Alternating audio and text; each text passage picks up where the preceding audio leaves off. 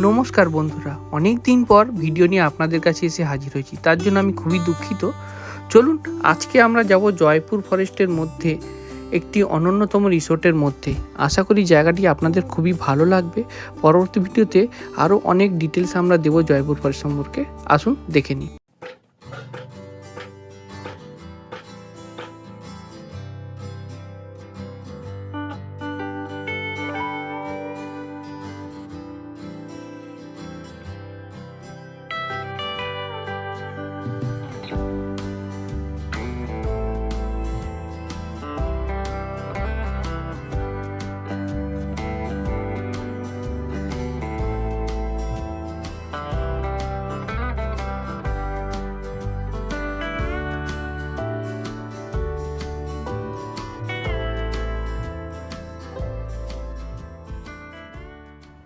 আমাদের আজকের গন্তব্য হলো জয়পুর ফরেস্টে অবস্থিত বনলতা রিসোর্ট, যেটা বিষ্ণুপুর রেল স্টেশন থেকে মাত্র 18 কিলোমিটার দূরে অবস্থিত। আপনারা বিভিন্ন ট্রান্সপোর্টের থ্রু এখানে আসতে পারেন।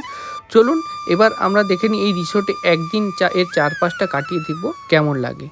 গুড মর্নিং সবাইকে। আজকে আমরা বনলতা রেস্টুরেন্টের ভেতরে আপনাদের নিয়ে গিয়ে আজকে দেখাবো। বনলতা খুবই নাম এখানকার প্রসিদ্ধ রিসোর্টের মধ্যে একটা। তো আজকে আমরা দেখব এই বনলতার মধ্যে কি কি জিনিস পাওয়া যায় ভেতরে। এরা নিয়ে কি নিজস্বরা চাষ করে সব কিছু, মুরগি থেকে শুরু করে সবজি, তো সব কিছুই দেখাবো। তো আমাদের সাথে চলুন, আমরা আপনাদের সব কিছু আজকে দেখাবো। বনলতা রিসোর্টের গেটের মুখে আপনি পেয়ে যাবেন এই জায়ান্ট সাইজের ল্যাংচা এবং গোলাপজাম। আশা করি এই দুটো টেস্ট আপনি অবশ্যই নেবেন। টেস্ট সত্যি অনবদ্য ছিল। আপনারা এলে অবশ্যই এটি ট্রাই করবেন বা বাড়ির জন্য নিয়ে যাবেন। এই গেট দিয়ে মেন রোড থেকে আমরা প্রবেশ করব ধীরে ধীরে এবং আগের দিকে এগিয়ে চলবো বনলতা রিসোর্টের ভেতরের দিকে। সামনেই এখানে দেখতে পাবেন বিভিন্ন রকমের হাতে তৈরি পোড়ামাটির জিনিস এবং লেডিস আইটেম দিয়ে সাজিয়ে রেখেছে জায়গাটি। চলুন এবার ধীরে ধীরে আমরা ভেতরের দিকে এগিয়ে চলি।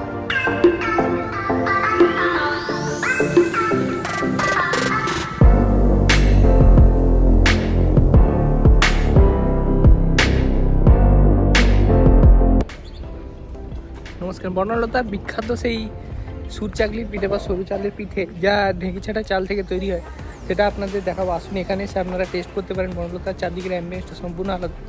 আশা করি আপনারা দেখলে এখানে টেস্ট করার অনুভূতি নিতে পারবেন। চালকে গুঁড়ো করে এখানেই রোদে শুকিয়ে নেওয়া হয় অনেক সময় এবং তারপর পিঠে তৈরির জন্য পাঠানো হয়। আসুন আমরা দেখে নিই কীভাবে ঢেঁকিতে চাল গুঁড়ো করা হচ্ছে।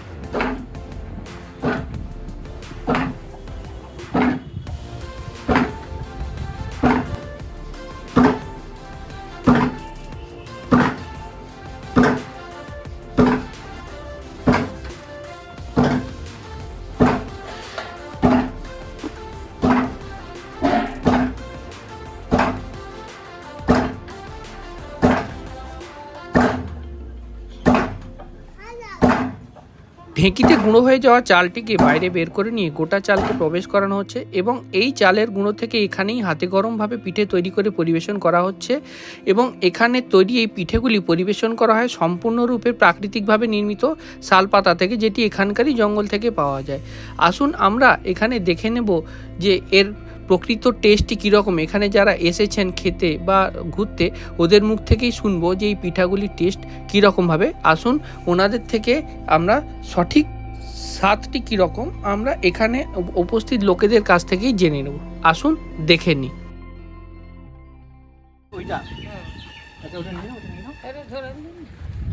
কত করে পিঠে? কত করে? 50 টাকা 60 টাকা। 50 টাকা 60 টাকা। হ্যাঁ, খেয়ে কেমন লাগলো? ভালো। মানে আমাদের মানে কি বলবো, মিক্সিতে যেরকম বানানো হয় তার আর এর মধ্যে ফারাক কি বুঝতে পারছি? এটার মধ্যে একটা ওই হোমমেড ব্যাপার টেস্ট আছে। মানে মিক্সিতে হলে কি হয়, গুঁড়োটা একদম ফাইন হয়ে যায়। হ্যাঁ, মানে আপনি সেরকম টেক্সচার ফিলিং পাবেন সেই না। টেক্সচার ফিলিংটা পাওয়া যায় না। হ্যাঁ, আর এটা আপনি রাইসের ফ্লেভারটা পাচ্ছেন, দানাদার ভাবটা পাবেন। আমার মতে নারকেলের থেকে ওই চাঁচির যেটা, সেটা বেশ সুন্দর লাগবে। বনলতা রিসোর্টের ভিতরে বিভিন্ন জায়গায় এরকম বিভিন্ন রকম মাটির তৈরি হাতে তৈরি জিনিস পাওয়া যায়।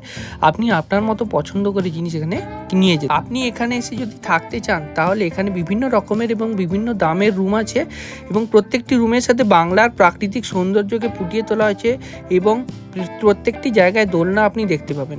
আমি রুমের ট্যারিফ আপনাদের বলছি না, কারণ সিজন হিসেবে এর রেট উপর নিচে হয়। বিভিন্ন জায়গায় আপনি অনলাইনে ফোন করে অথবা ডাইরেক্ট বিভিন্ন ওয়েবসাইট থেকেও একে বুক করতে পারেন। এবার আমরা যাব বনলতা রেস্টুরেন্টের বিভিন্ন জায়গাগুলি দেখতে। বনলতা রেস্টুরেন্টের মধ্যে বিভিন্ন জায়গা আমরা এখানে এসে দেখব।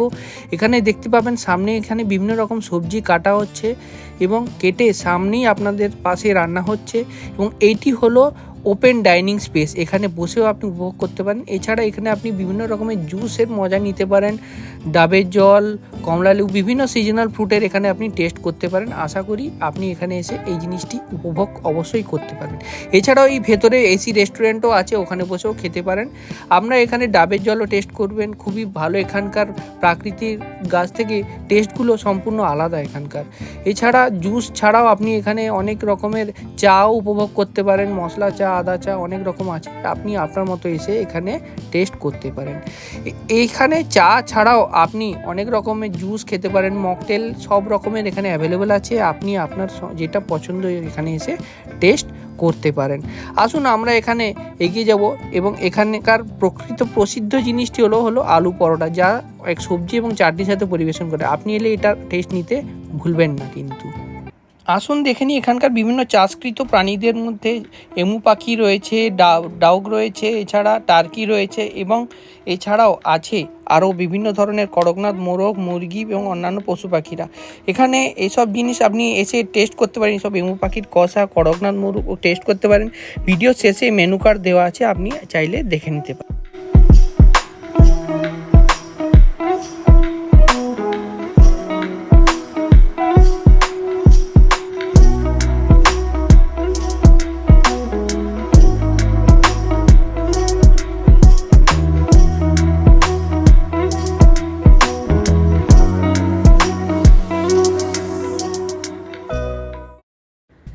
এবার আসুন দেখে নিই আম গাছ সমেত কি সুন্দর এই ঘরটি। আমি কিছু বলবো না, আপনারা নিজেরাই দেখতে পাবেন বাংলার প্রকৃত সৌন্দর্যকে কিভাবে ফুটিয়ে তোলা হয়েছে।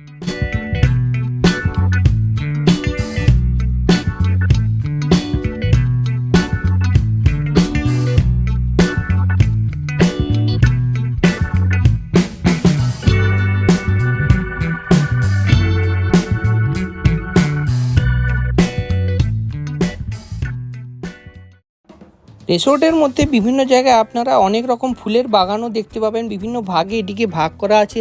ফুলের বাগান, ফলের বাগান সম্পূর্ণ আলাদা। সিজন হিসাবে অনেক রকমের ফুলের চাষ এখানে হয়ে থাকে। আপনারা এলে এখানে এসে ছবি তুলতে পারেন, কিন্তু ফুল তোলা সম্পূর্ণভাবে নিষিদ্ধ।